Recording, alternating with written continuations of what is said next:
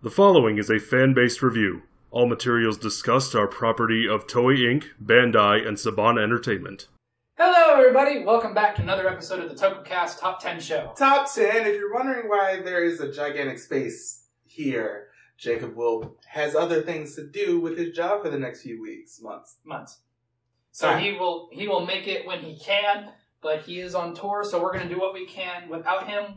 We have a backup microphone and everything. So, what are we starting with today? Another top 10 of what? We're doing top 10 secondary writers scene. Okay. Okay then. Do we have any honorable mentions? No, we didn't actually have any honorable mentions for this one. Because it was hard enough to come up with 10 already. Yeah, for secondaries, at least. There are a lot more of other writers. I'll list one's honorable mention. The only reason he's not on the list is because it hasn't had enough time for him to fully develop. Kamen Rider Brave. So far, I like him. He's fine.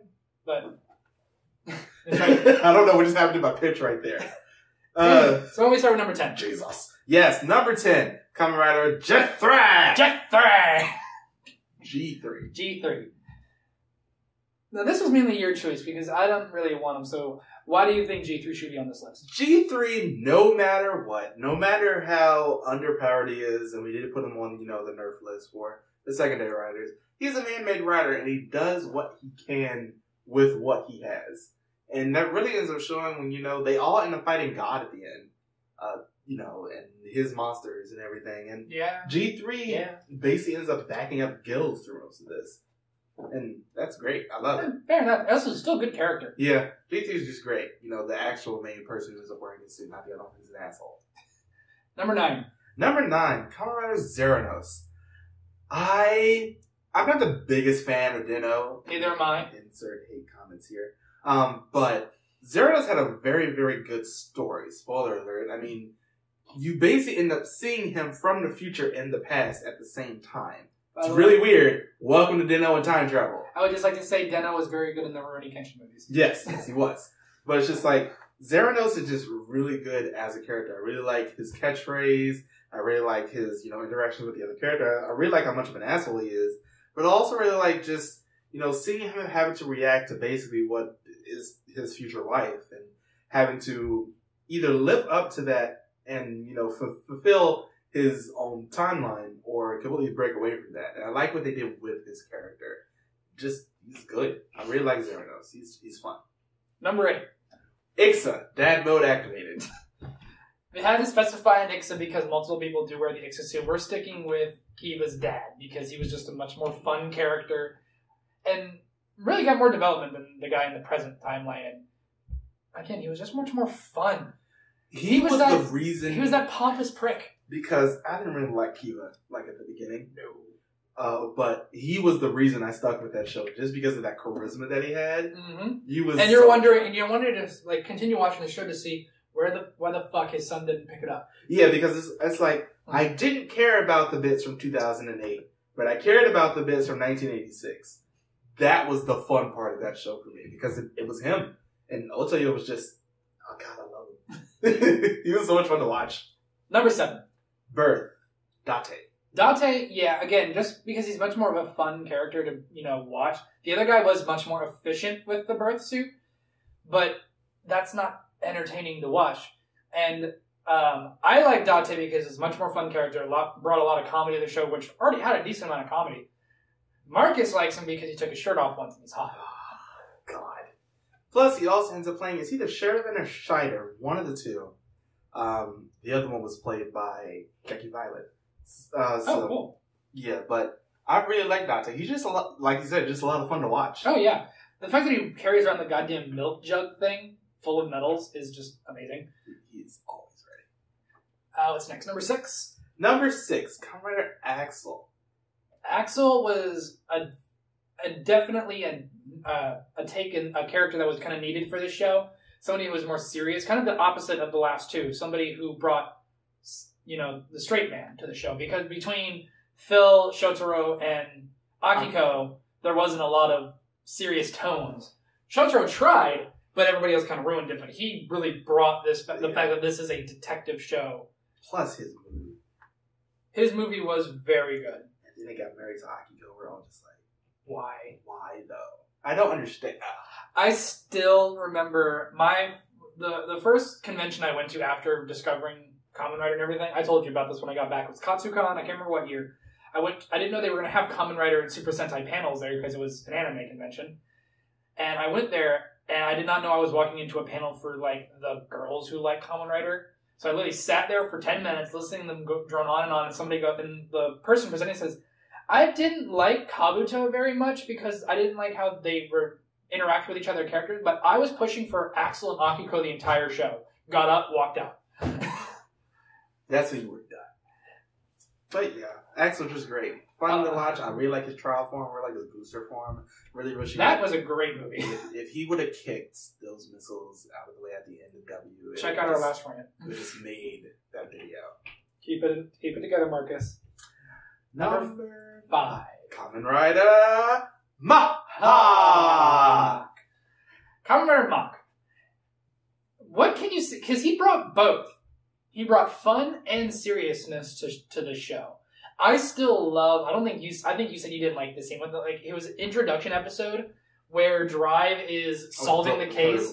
Broke the fourth wall. And all the pictures are spinning around Drive, and he just comes up and swipes them out of the way. Yeah, he did that. I thought it was funny.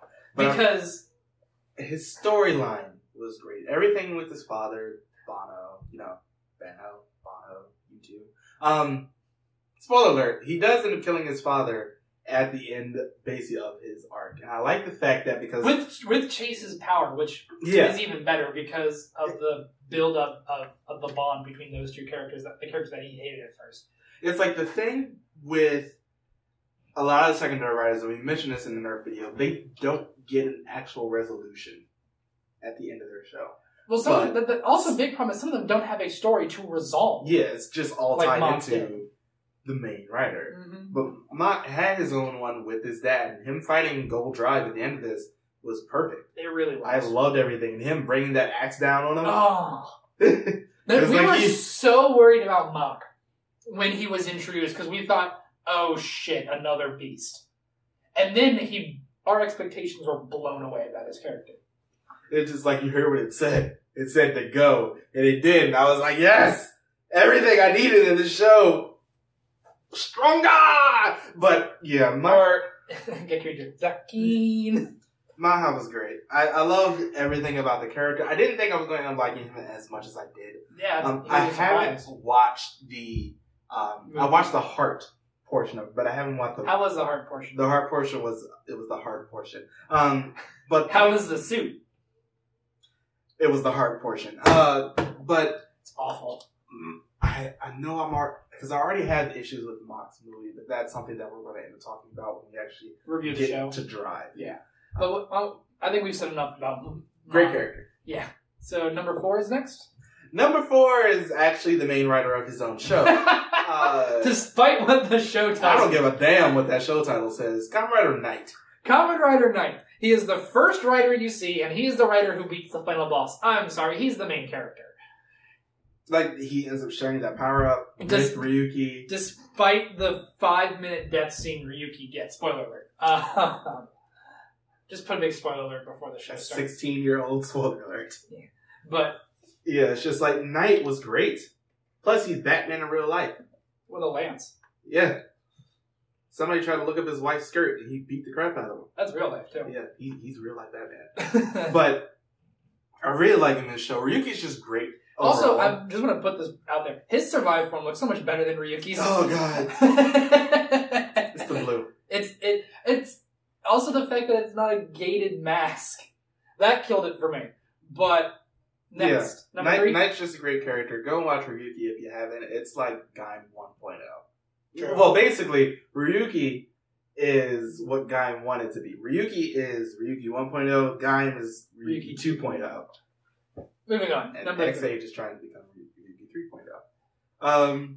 Next, number 3. Now, here's the thing. You might hate us for this because it's really weird how this show ends up handling this writer. Is he a secondary writer? Is he a tertiary writer? Is he the quaternary writer? We don't have anything. Don't. Before you say anything, I want to see if people can guess who we're referring to just by what we've said. If you know who we're talking about and you guess it right, let us know in the comments. We're talking about Kamen Rider Chalice from Blade. Yes, because Garen, he's supposed to be the secondary writer, but it's so confusing just because basically in almost every single picture that we've seen with the secondary writers listed, it's one or the other. And I'm just like... Chalice was a better character, though. Yeah, Chalice, great character, great story. Great suit. Also, I think one of the things that kind of cements him as the secondary writer, now that I just think about it, he gets a final form, too. And he's just as powerful as King form. Like, they're on the same level. And their storyline, I can't wait till we get a review Blade. That's going to be... Are we skipping the first 10 episodes? They exist. But, yeah, seeing Chalice, great. It's really... And we're going to follow that theme of secondary writers who are pretty much actually the main character of their show with number 2. Kagami! Kamen Rider Attack. Yes. He is the legitimate main character. And I was thinking about this the other day. We need to having something like either this character, the main character, Kabuto, Tendo, is perfect. Basically. The show brings him off as a perfect character, which is fine.